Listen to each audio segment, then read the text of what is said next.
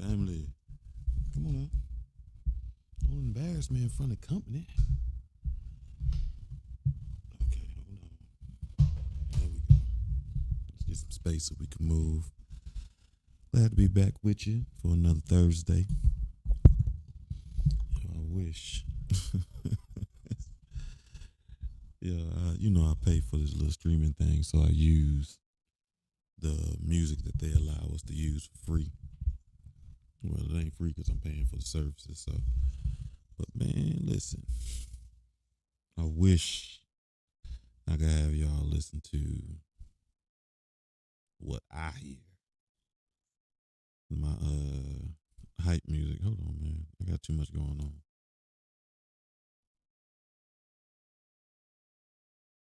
Okay. So I hope you've been having a fantastic week. It's been an interesting week for me to say the least. A good week, busy work wise, and life lessons. On Tuesday, we talked a little bit about the spaces that you need to cultivate your healing, where you need to plant yourself. And I found a new space today that I didn't talk about, so I'm gonna tell y'all. That new space is you gotta have a space for forgiveness. You know what I mean? So you're gonna make mistakes. You don't know everything. You want to make sure you're surrounded by people who know how to forgive, right? What we doing? We are on our crown chakra, so that's why we're in the purple. We're gonna do the bowl. I brought the stick. The element is thought. We did dragon breaths on Tuesday, so I think we're gonna try dragon breaths again tonight. Hold on. Let me check one more thing.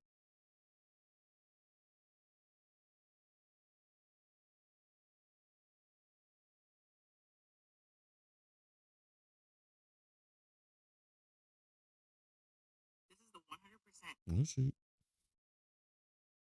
Listen, I be trying to see my own. There we go. Thank you. TikTok doing good. TikTok be the only one I really can't wear Twitch either, but I can use my phone to monitor the chat for almost everything except TikTok, and they don't let the chat show up for TikTok, which is crazy. So again, I hope you had a good week. We're gonna use the big bowl, and then we're gonna use a little bit of. Hold on.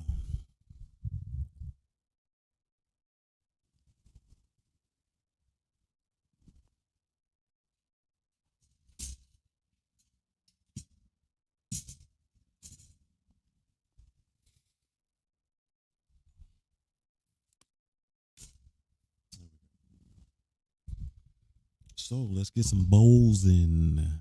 And I said I got the rain stick, so we're gonna do a little bit of those. Mm. Mm, mm, mm, mm, mm.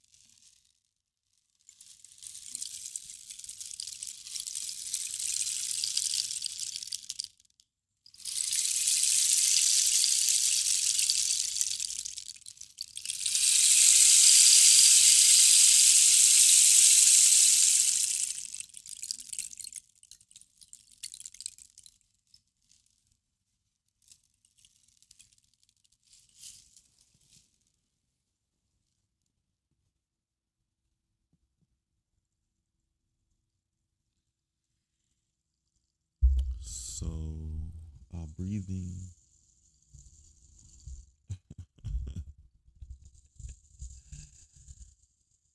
Okay, I need to turn down my phone. Breathing, if you want with us on Tuesday, is a variation of a dragon breath. It is very good for anxiety, negative emotions, a bunch of different things. But the way you do it for this version, since we are fairly new at it, is we're going to do it 3 times. And you breathe in through your nose as deep as you can. Concentrate on filling your lungs up. And then you breathe out through your mouth wide open. You can stick your tongue out.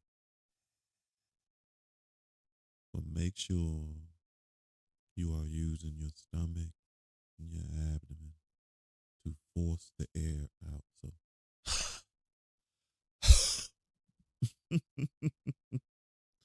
however you need it to sound. But the point is to focus on using your stomach to push the air out like a dragon would breathe. So, on my count of 3. On Tuesday, we did it in a way where with each increasing breath, you breathe a little harder. And I think we'll do it the same way. So it's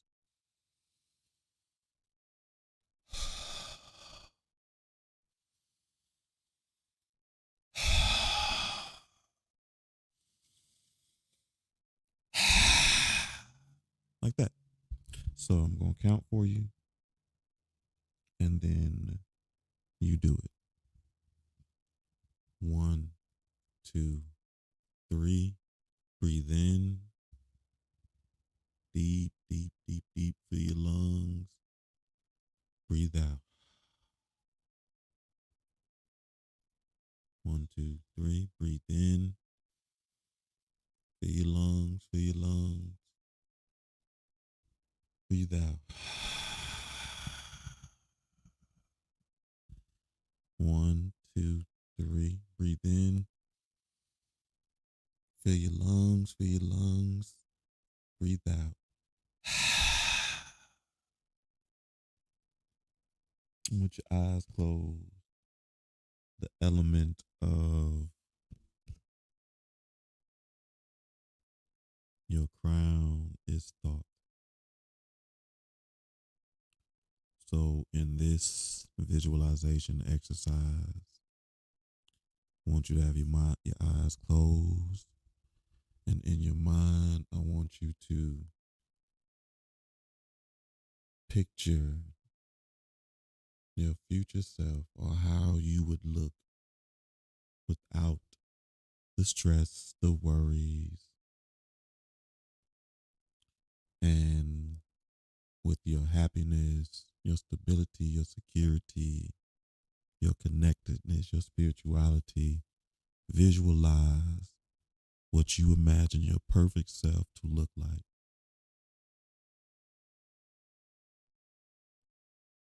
And in that thought,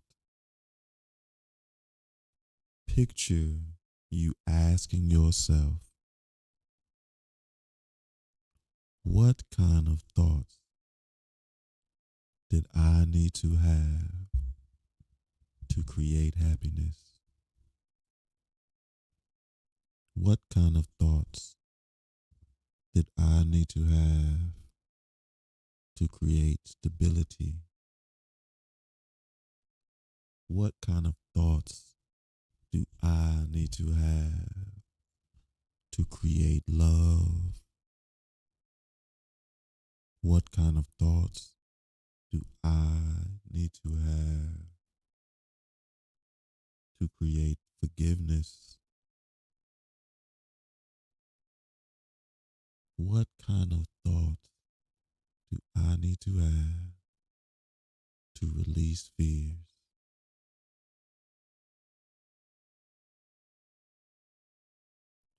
What kind of thoughts do I need to have to increase happiness?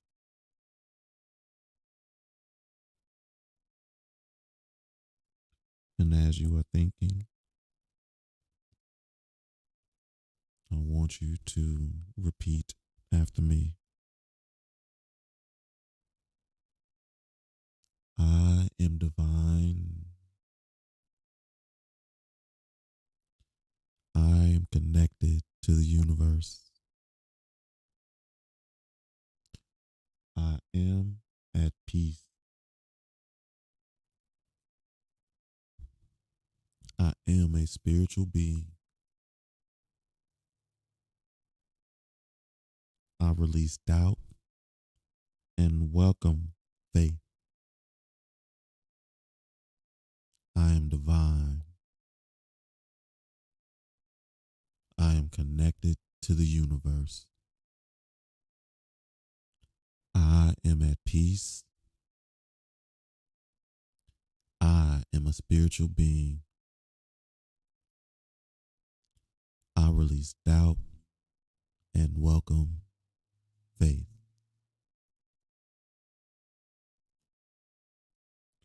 So, family, we are reading. What are we reading? The Celestine prophecies. And I ain't even gonna lie, I don't even remember where we at. So, we are going to be surprised by this together, family. Listen, I start vacation tomorrow. The only thing I really got to do tomorrow is one meeting. I'm so crunk about that. This is actually the first time, and I don't even know how long, that I've actually requested days off. It's funny, I was talking to a friend about it today, and I said, yeah, I took next week off. And they was like, you took next week off? They ain't just give it to you? And I said, listen, I am not the boss anymore. They know me as being an executive director and things like that. So I'm generally the person to make the decisions on if we're going to be closed until after New Year. But now I'm not.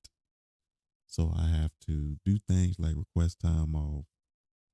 And not to say that that makes a difference, because even when I made the decision, I was still terrible at taking time off. That is one of the things I need to grow in tremendously.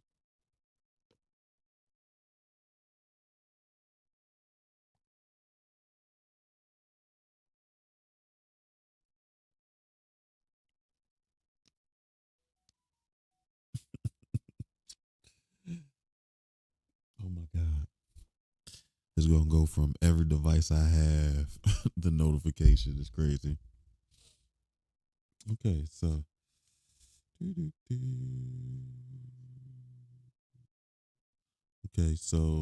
Okay. So that's what they're trying to do.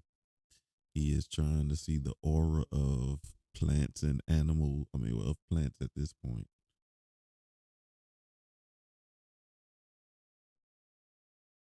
He had already tried to see. He's seen a little gray cloud. A little whitish, blah, blah, blah, blah, blah, blah. Like, we'll start right here. Less than 10 feet away, a particular foliage plant caught my eye. I had often owned just this type of, as a house plant, a particular variegated form of philodendron, which I love because that's where I got talking about. Dark green, its foliage branched out at about 4 feet in diameter. The shape of this plant seemed perfectly healthy and vibrant. Yeah, focus on that one, but loosely, Sarah said.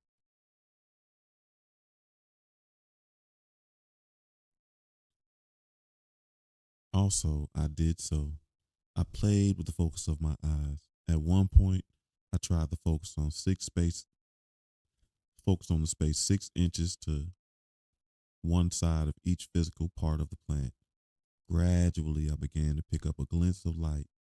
Then, with a single adjustment of focus, I could see a bubble of white light encircling the plant. I'm seeing something now, I said. Look around some, Sarah said. I stepped back in shock. Around each plant within my vision was a field of whitish light, visible yet totally transparent, so that none of the plant's color or form was obscured. I realized that what I was seeing was an extension of each plant's unique beauty.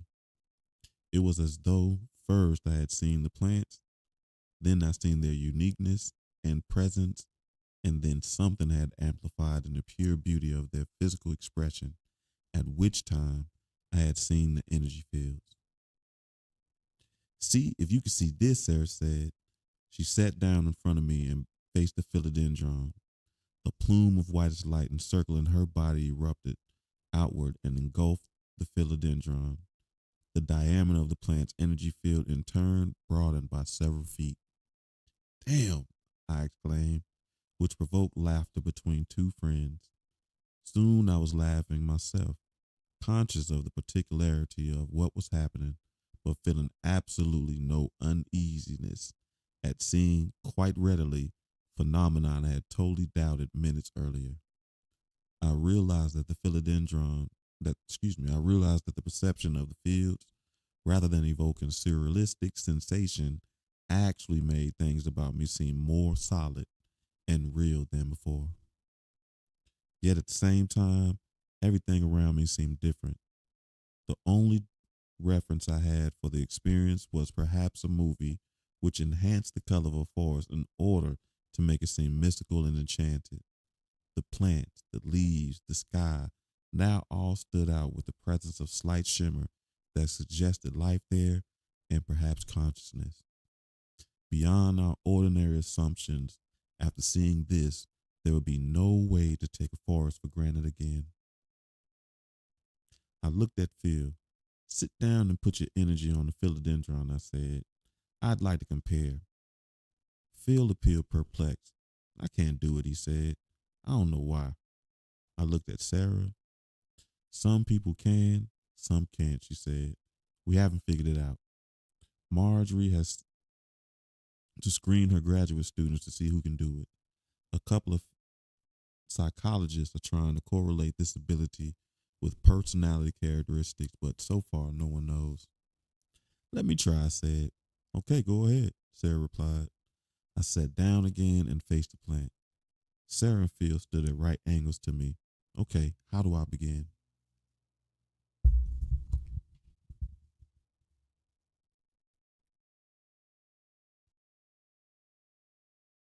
Just focus your attention on the plant, as though to inflate it with your energy, Sarah said.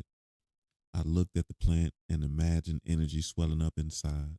Then, after a few minutes, I looked over at the two. Sorry, Sarah said wryly. You're obviously not one of those chosen few. I shot a mock frown at Phil. Angry voices from the path below interrupted our conversation. Through the trees, we could see a group of men passing, talking harshly amongst themselves. Who are these people? Phil asked, looking at Sarah. I don't know, she said. More folks upset with what we're doing, I guess. I looked back at the forest around us. Everything appeared ordinary again. Hey, I can't see the energy fields anymore. Some things bring you right down, don't they? Sarah remarked. Phil smiled and patted my shoulder. You can do it anytime now. It's just like riding a bicycle. All you have to do is see the beauty and then extend from there. I suddenly remembered to check the time.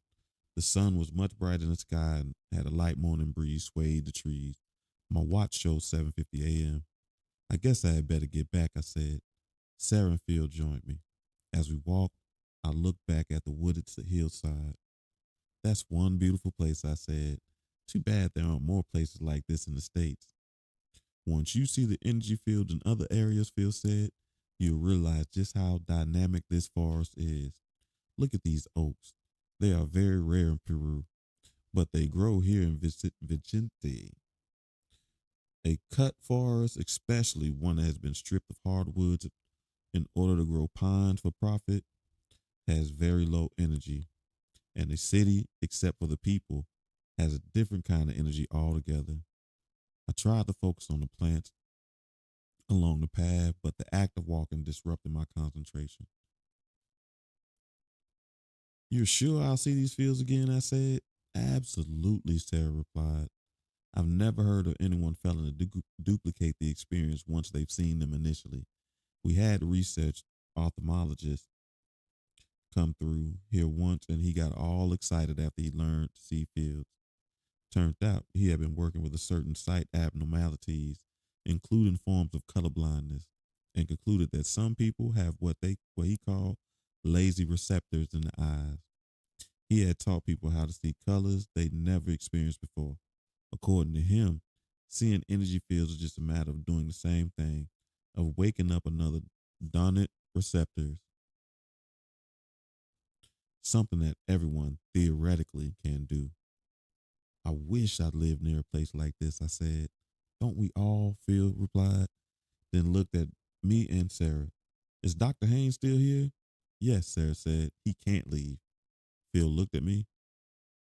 Now, there's a guy who's doing some interesting research on what this energy can do for you. Yeah, I said. I talked with him yesterday. The last time I was here, Phil continued, he was telling me about some study he would like to conduct in which he would look at the physical effects of merely being near certain high energy environments, such as the forest back there. He would use the same measurements of organ efficiency and output to see the effect. Well, I already know the effects, Sarah said. Whenever I drive into the estate, I begin to feel better. Everything is amplified. I seem stronger. I can think more clearly and quickly. And the insights I have into all of this and how it relates to my work in physics is amazing. What are you working on? I asked. Do you remember me telling you about the perplexing experiments in particle physics during which these little bits of atoms appeared wherever the scientists expect them to be? Yes, well, I've tried to expand this idea a little bit with some experiments of my own, not to solve the problems those guys were working on in subatomic particles, but to explore questions I had told you about before. To what extent does the universe as a whole, since it is made up of the same basic energy, respond to our expectations?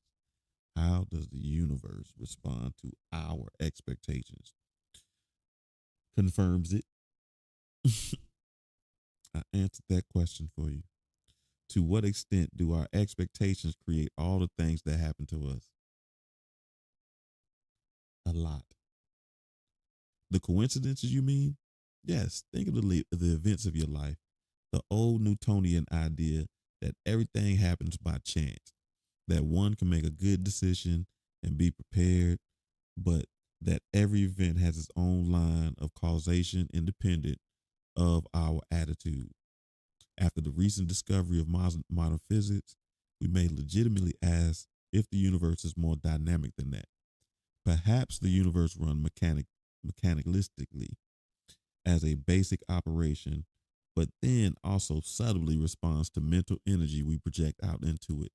I mean, why not?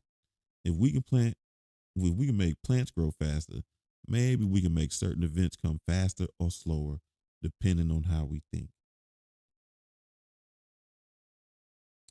Yep, because your actions are going to reflect how you think on a conscious level and a subconscious level. Does the manuscript talk about any of this? Sarah smiled at me. Of course, that's where we're getting these ideas. She began to dig around her pack as we walked, finally pulling out a folder. Here's your copy, she said. I glanced at it briefly and put it in my pocket.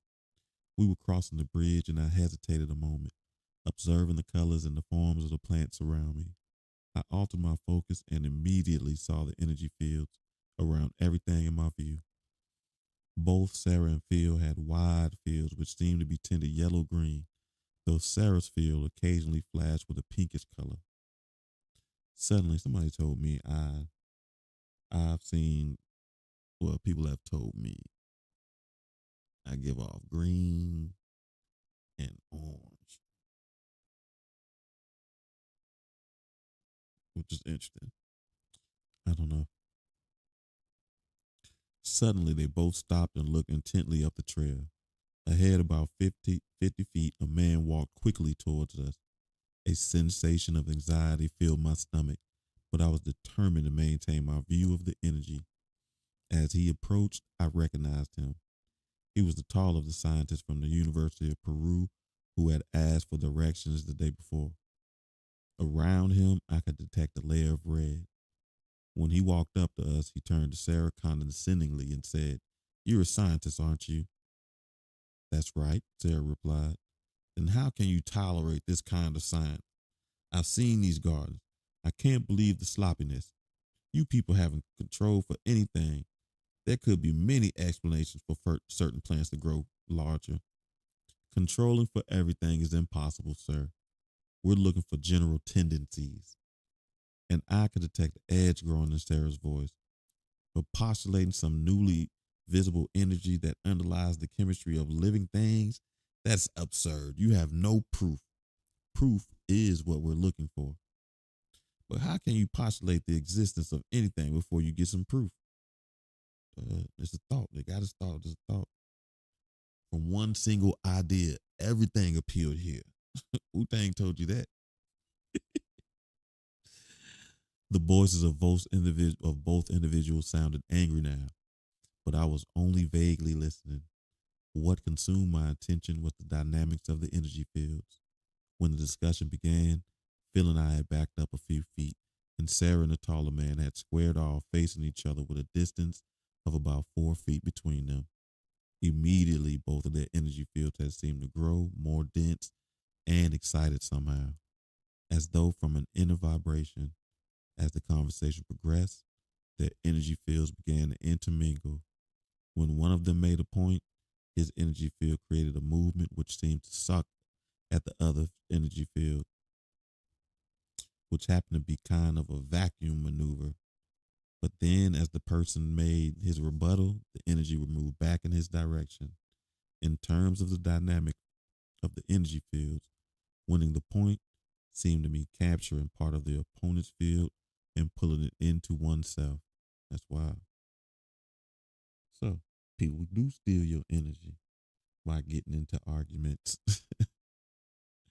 Besides, Sarah was saying to the man, we have observed the phenomenon we're trying to understand. The man gave Sarah a disdainful look. Then you are as insane as well as incompetent, he said, and walked away. You're a dinosaur, Sarah shouted, which made Phil and me laugh. Sarah, however, was still tense. These people can make me angry, Sarah said, and we resumed our walk along the path. Forget it, Phil said. These kind of people come around here all sometimes. But why so many? Sarah asked. And why right now? As we walked up to the lodge, I could see Will at the Jeep. The doors of the vehicle were open and the gear was spread out on top of the hood. He saw me immediately and motioned for me to come over. Well, looks like I'm about to take off, I said. My comment broke a 10-minute silence, which had begun when I had tried to explain what I had seen to Sarah's energy during the argument. Evidently, I had not put it very well, because my comments had provoked only blank stares and had cast us all into a long period of self-absorption. It's been nice meeting you, Sarah said, offering her hand. Phil was looking towards the Jeep. Is that Will James, he asked. Is that the guy you're traveling with? Yes, I said. Why? I just wondered. I seen him around. He knows the owner of this place and was one of the early group that had first encouraged the research on energy fields here. Come on up and meet him, I said. No, I have to go, he said. I'll see you around here later on. I know you won't be able to stay away. No doubt, I said. Sarah interjected that she too needed to go and that I could contact her through the lodge. I delayed them for a few more minutes, expressing my thanks for lessons. Sarah's expressions grew serious. Seeing the energy, grasping this new way of perceiving the physical world, grows through a kind of contagion. Whatever. We don't understand it, but when a person hangs out with others who see this energy, usually they begin to see it too. So go show it to someone else. I nodded and then hurried up to the Jeep. Will greeted me with a smile. Are you about ready? I asked. Almost, he said. How did the morning go? Interesting, I said. I've got a lot to talk to you about. You better save it for now, he said. We need to get out of here. Things are looking unfriend. I walked closer to him. What's going on? I asked. Nothing too serious, he said. I'll explain later. Get your stuff. I walked into the lodge and picked up a few items I had left in my room. Will had told me earlier there would be no charge, courtesy of the owner. So I walked down to the desk and handed the clerk my key and walked back outside to the Jeep. Will was under the hood checking something and he slammed it closed as I walked up. Okay, he said, let's go. We drove out the parking lot and then down the drive toward the main road.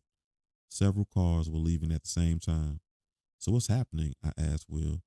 A group of local officials, he replied, along with some scientific type, have complained about the people associating with this conference center. They're not alleging that anything illegal is going on. Okay. Just that some folks hanging around here may be what they call undesirable, not legitimate scientists. The officials could cause a lot of trouble, and that could effectively put the lodge out of business. I looked at him blankly and continued. You see, this lodge normally has several groups booked at one time. Only a small number have anything to do with research associated with the manuscript. The others are groups focused on their own disciplines who come down here for the beauty. If the officials get too ugly and create a negative climate, those groups will just stop meeting here. But I thought you said the officials wouldn't tamper with the tourist money coming into Vicente. I didn't think they would. Someone has them nervous about the manuscript. Did anyone at the gardens understand what was occurring? No, not really, I said. They were just wondering why all of a sudden more angry people were around. Will remained silent. We drove out the gate and turned southeast. A mile later, we took another road, which headed due east toward the mountain range in the distance. We'll be going right by the gardens, Will said after a while. Ahead, I saw the plots of the first metal building. As we came alongside, the door opened, and I met eyes with the person coming out. It was Marjorie. She smiled and turned as we passed. Our gaze lingering for a long moment. Who was that? Will asked. A woman I met yesterday, I answered. He nodded, then changed the subject. Did you get a look at the third insight? I was given a copy. Will didn't reply, appearing to be lost in thought, so I pulled out the translation and found where I had stopped reading. From there, the third insight elaborated on the nature of beauty, describing this perception as one through which humans would eventually learn to observe energy fields. Once this occurred, it said, then our understanding of the physical universe would quickly transform. For instance, we would begin to eat more foods which were still alive with this energy, and we would become conscious that certain localities radiate more energies than others. The highest radiation comes from old natural environments, especially forests. I was about to read the final pages when Will suddenly spoke. Tell me what you experienced back at the gardens, he said. Oh, shit. As best as I could relate the details of the events of the 2 days, including the people I had met, when I told him of the encounter with Marjorie, he looked at me and smiled. How much did you talk to these people about the other insights and how these insights relate to what they're doing in the gardens? He asked. I didn't mention them at all, I replied. I didn't trust them at first, and later I just figured they knew more than me. I think you could have given them some important information had you been perfectly honest with them. What kind of information? He looked at me warmly. Only you know that. Take advantage of that. Don't be holding back your words. Don't be afraid. Don't justify not being active. I was at a loss for words, so I looked out at the landscape. The terrain was growing increasingly hilly and rocky. Large granite outcrops overhung the road. What do you make of me seeing Marjorie again as we passed the gardens? Will asked. I started to say just a coincidence, but instead I said, I don't know. What do you think? I don't think anything happens by coincidence. To me, It means you two have unfinished business, something you need to say to each other that you didn't. The idea intrigued me, but disturbed me as well. I have been accused all of my life of remaining too distant, of asking questions but not expressing opinions or committing to a position. Why, I wondered, why is this coming up again now? I also noticed that I was beginning to feel differently. At Vigente, I had felt adventurous and competent, and now I was feeling like what could only be called a growing depression mixed with anxiety. Now you made me depressed, I said. He laughed loudly, then replied, "It wasn't me. It was the effect of leaving the Vicente estate. The energy of that place makes you high as a kite. Why do you think these scientists began hanging around years ago? I don't think they have a clue to why they like it so much." He turned to look directly at me. "But we do, don't we?" He checked the road, then looked at me again, his face full of regard. "You have to crank up your own energy when you leave a place like that." I just looked at him puzzled, and he gave me a reassuring smile. Afterwards, we were both silent for perhaps maybe a mile when he said, "Tell me more of what happened at the gardens."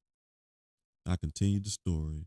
When I described actually seeing the energy fields, he looked at me with amazement but said nothing. "Can you see the energy fields?" I asked. He shot me a glance. "Yes," he said. "Go on." I relayed the story without interruption until I came to Sarah's argument with the Peruvian scientists and the dynamics of their energy fields during the conversations. What did Sarah and Phil say about that?" He asked. "Nothing," I asked. They didn't seem to have a frame of reference for it. "I didn't think so," Will said. "They're so fascinated with the third sight they haven't gone forward. How humans compete for energy is the fourth." Compete for energy? Yes, we do. Listen. The easiest way to understand that is through kids. And we like to say they compete for your attention, but attention is energy. And we compete. He merely smiled, nodding toward the translation I was holding. I picked up where I had left off. The text pointed clearly to the fourth insight. It said that eventually humans would see the universe as comprised of one dynamic energy, an energy that can sustain us and respond to our expectations. Yet, we would also see that we have been disconnected from the largest source of this energy, that we have cut ourselves off, and so we felt weak and insecure and lacking. In the face of this deficit, we as humans have always sought to increase our personal energy in the only manner we have known, by seeking to psychologically steal it from others, an unconscious competition that underlines all human conflict in the world. So I guess we're on the fourth, struggle for power.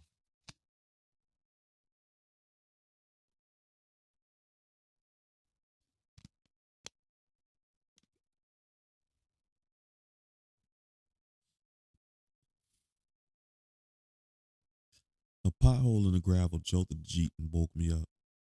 I looked at my watch, 3 p.m. As I stretched in an attempt to fully waken, I felt a sharp pain in the small of my back. The drive had been grueling. After leaving Vicente, we had traveled the entire day riding in several different directions, as though Will were looking for something he couldn't find. We had spent the night at a small inn where the beds were as hard and lumpy, and I slept little. Now, after traveling hard for the second day in a row, I was ready to complain. I looked over at Will. He was focused on the road and so intent and alert that I decided not to interrupt him. He seemed to be in the same serious mood he had displayed several hours ago when he had stopped the Jeep and told me we needed to talk. "Do you remember that I told you the insights had to be discovered one at a time?" he had asked. "Yes." "Do you believe that each will indeed present itself?"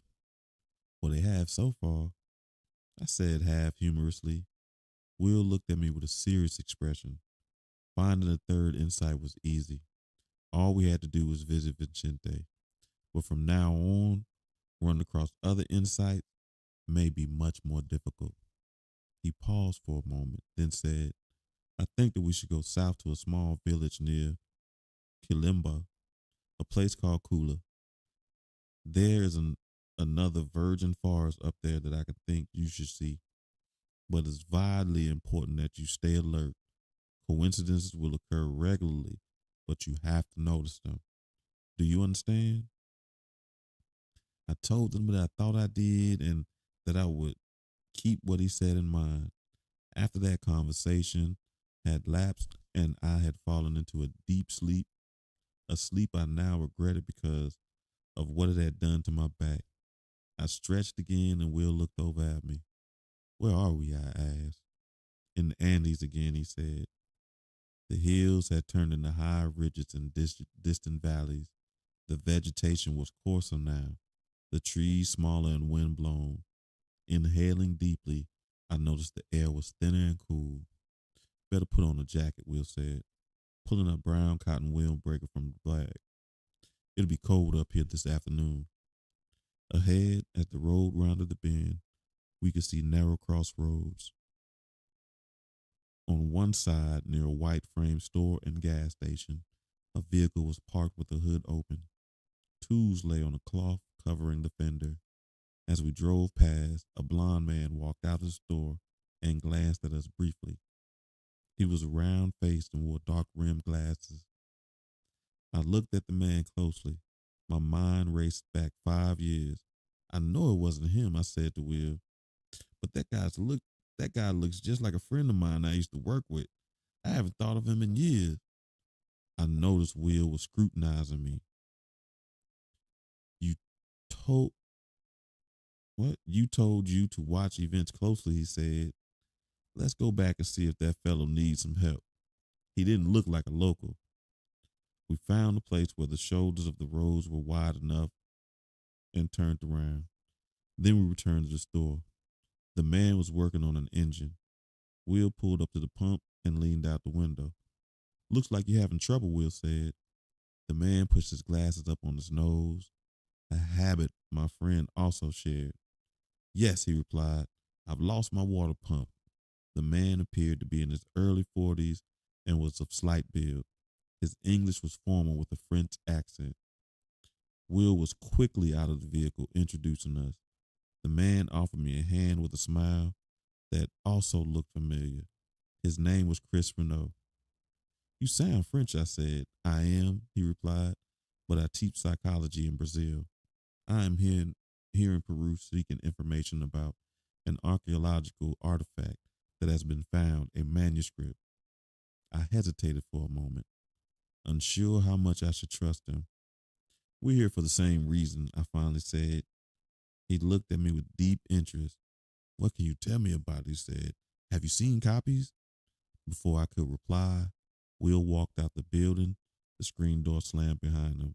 Great luck, he said. The owner has a place where we can camp, and there's some hot food. We might as well stay for the night. He turned and looked expectantly at Renault. If you don't mind sharing your reservation. No, no, he said. I welcome the company. A new pump cannot be delivered here until tomorrow morning. While he and Will began a conversation about the mechanics and reliabilities of Renault's Land Cruiser, I leaned back against the Jeep, feeling the warmth of the sun and drifting into a pleasant revere about an old friend Renault had brought to mind. My friend had been wide-eyed and curious, very much like Renault seemed, and a constant reader of books. I can almost recall the theories he'd liked, but time had obscured my recollection. Let's get our stuff down to the campsite, Will was saying, patting me on the back. Okay, I said absently. He opened the rear door and pulled out a tent and some sleeping bags and loaded my arms, then grabbed a duffel bag full of extra clothing. Renault was locking up his vehicle. We all walked past the store, down the course steps. The ridge fell away steeply behind the building, and we angled to the left along a narrow pathway. After 20 or 30 yards, we could hear the water running, and further on, we saw a stream cascading down the rocks. The air was cooler, and I could smell a strong fragrance of mint. Directly in front of us, the ground leveled out, and the stream formed a pool about 25 feet in diameter. Someone had cleared a campsite and built a rock containment for a fire. Wood was stacked against a nearby tree. "This is fine," Will said, and began to unpack his large 4-man tent. Renault spread his smaller tent to the right of Will. "Are you and Will researchers?" Renault asked me at one point. Will had finished the tent and had walked up to check on dinner. "Wilson's a guide," I said. "I'm not much of anything right now." Renault gave me a puzzled look. I smiled and asked, "Have you been able to see any parts of the manuscript?" "I have seen the first and the second," he said, stepping closer. "I'll tell you something. I think it's all happening just as the manuscript says. We're changing our worldview. I can see it in psychology." "What do you mean?" He took a deep breath. "My field is conflict, looking at why humans treat each other so violently. We've always known that this violence comes from the urge humans feel to control and dominate one another. But only recently have we studied this phenomenon from the inside, from the point of view of an individual's consciousness. We had asked what happens inside human beings that make them want to control someone else. We have found that when an individual walks up to another person and engages in a conversation, which happens billions of times each day in the world, one of two things can happen. That individual will come away feeling strong or feeling weak, depending on what occurred in that interaction." I gave him a puzzled look, and he appeared slightly embarrassed at having rushed into a long lecture on the subject. I asked him to go on. "For this reason," he added, "we humans always seem to take a manipulative posture. We do. No matter what the particulars of the situation or subject matter, we prepare ourselves to say whatever we must in order to prevail in the conversation. Each of us seeks to find some way to control and thus to remain on top of the encounter. If we are successful, if our viewpoint prevails, then rather than feel weak, we receive a psychological boost. In other words, we humans seek to outwit and control each other, not just because of some tangible goal in the outside world that we're trying to achieve, but because of a lift we get psychologically. This is the reason we see so many irrational conflicts in the world, both at the individual level and at the level of nations. The consensus in my field is that the whole matter is now emerging into a public consciousness. We humans are realizing how much we manipulate each other, and consequently, we're reevaluating our motivations. We're looking for another way to interact. I think this reevaluation will be part of the new worldview that the manuscript speaks of." Our conversation was interrupted as Will walked up. "They're ready to serve us," he said. We hurried up the path into the basement level of the building, the family's living quarters. We walked through the living room and into the dining area. On the table was a hot meal of stew, vegetables, and salad. Sit down, the proprietor was saying in English, pulling out chairs and rushing about. Behind him stood an older woman, apparently his wife, and a teenage girl about 15.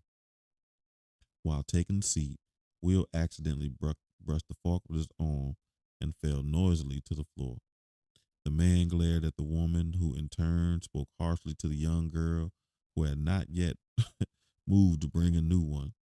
She hurried into the room and returned holding the fork, then handed it tentatively to Will. Her back was stooped and her hand shook slightly. My eyes met Renault across the table. "Enjoy the food," the man said, handing me one of the dishes. For the most part of the meal, Renault and Will talked casually about academic life, the challenges of teaching and publishing. The proprietor had left the room, but the woman just stood inside the door. You trying to tell me to get up? Not now. As the woman and her daughter began serving individual dishes of pie. The young girl's elbow hit my water glass, spilling the water on the table in front of me. The oval woman rushed over in a rage, shouting at the girl in Spanish and pushing her out the way. I'm very sorry, the woman said, wiping the water. This girl is so clumsy.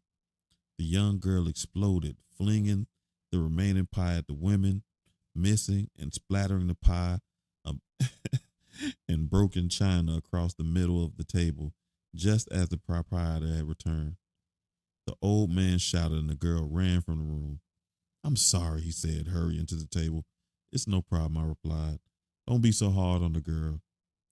Will was on his feet, figuring the bill, and we quickly left.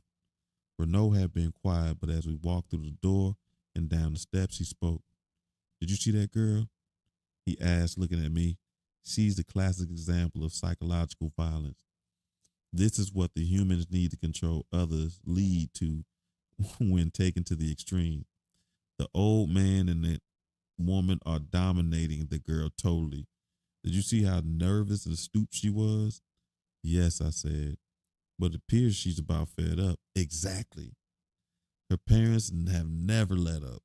And from her point of view, she has no choice but to lash out violently. It is the only way she can gain some control for herself.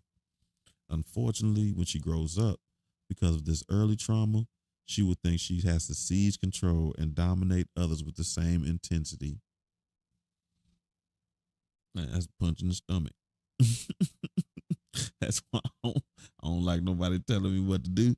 That's what you're trying to tell me, book.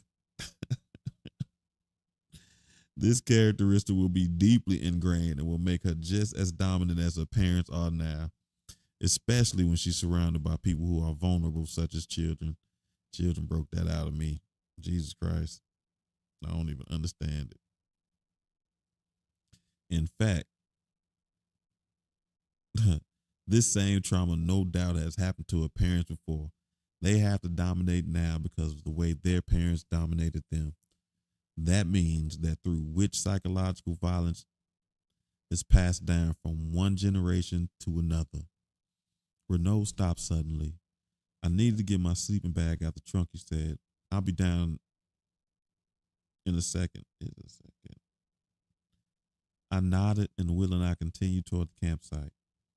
You and Noah have been talking a lot, Will remarked. Yes, we have, I said. He smiled. Actually, Renault has been doing most of the talking. You listen and answer direct questions, but you don't offer much.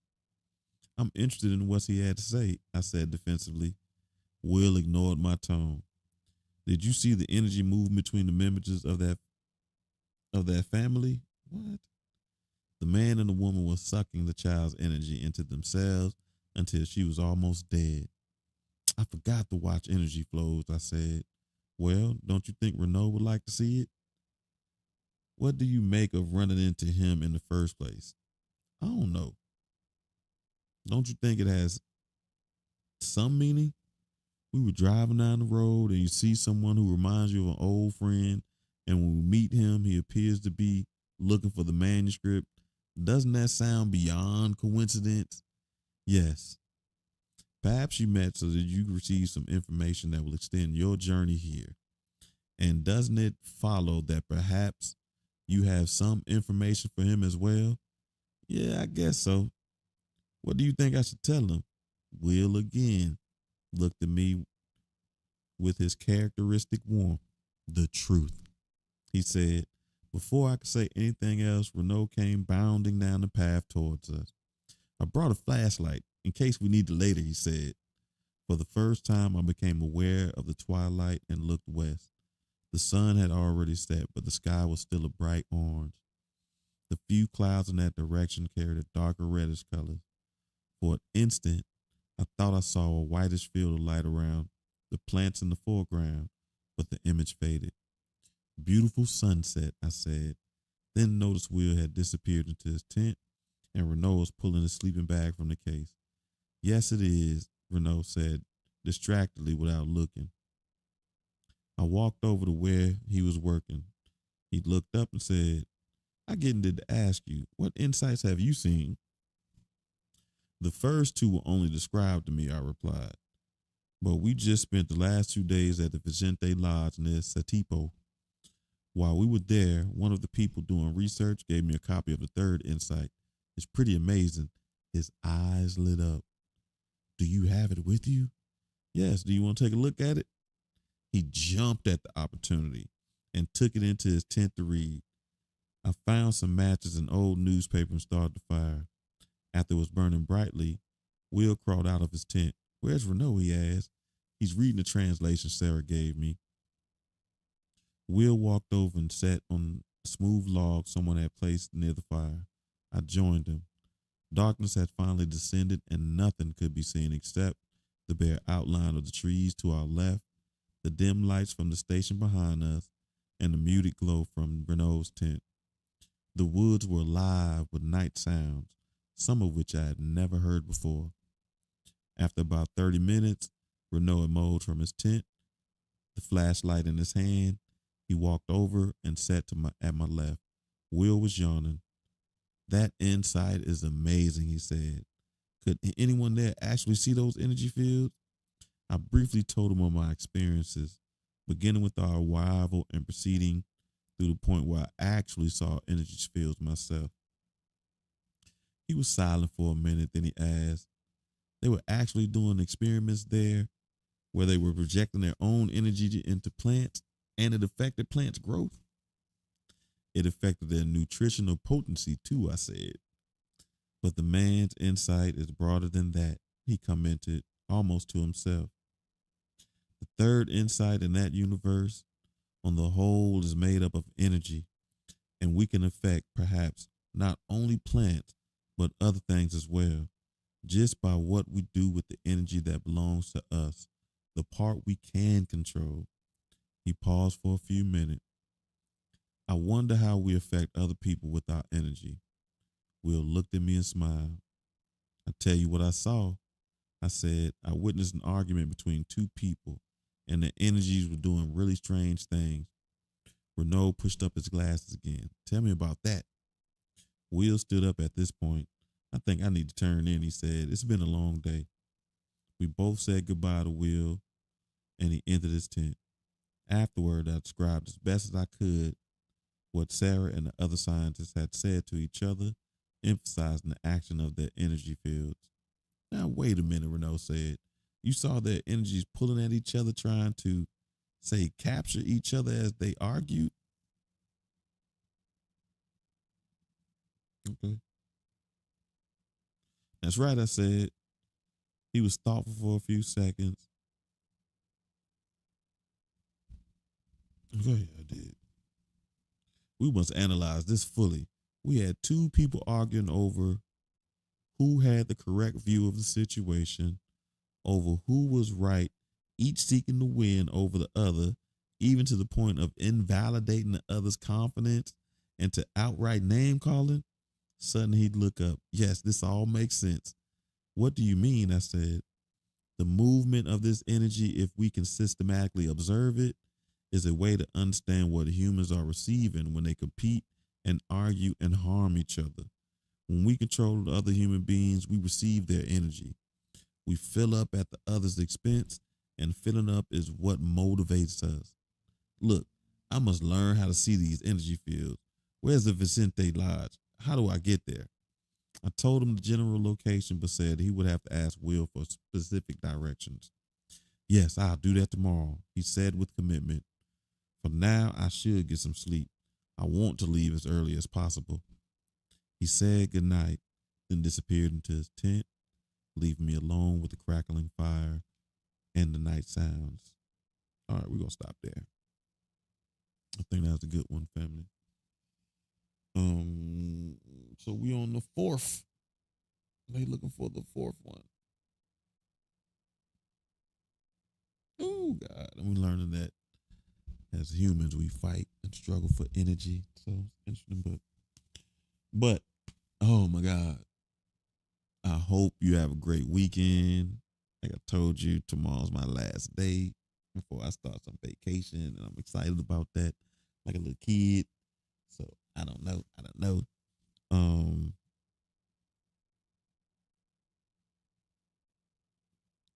Appreciate you, bro.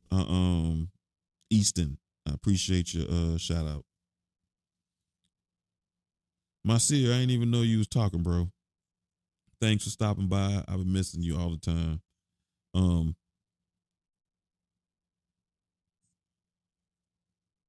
yeah.